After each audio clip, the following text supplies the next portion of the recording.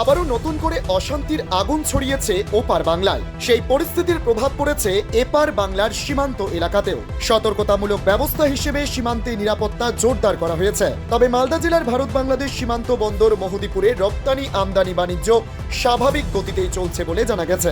সীমান্ত সূত্রে খবর, বর্তমানে বাংলাদেশ থেকে ভারতে আসা সাধারণ বাসিন্দার সংখ্যা তুলনামূলকভাবে কম। তবে ভারত থেকে বাংলাদেশে ফিরে যাচ্ছেন অনেক বাংলাদেশি নাগরিক। সীমান্ত পেরোনোর সময় তারা জানান, ঢাকায় অশান্তি পরিস্থিতি তৈরি হয়েছে।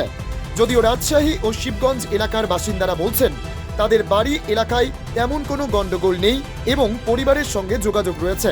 তবু সামগ্রিক পরিস্থিতি নিয়ে কিছুটা আতঙ্ক নিয়েই তারা দেশে ফিরছেন। হ্যাঁ, আমি কথা বলেছে সমস্যা নেই, চলে এসো তাই বলেছে। মানে ঝামেলাটা বলে রাজশাহীতে না, ঢাকাতে ঝামেলা। এখন বলছে ওরকম কিছু সমস্যা নাই, চলে এসো তাই বললো। কথা হয়েছে পরিবারের সাথে? পরিবারের সাথে কথা হয়েছে, মেয়ে ছেলেপিলে আছে, ওরা কিছু বলতে পারেনি। খোঁজ নিয়েছিলাম যে বাংলাদেশের পরিস্থিতিটা কি এখন।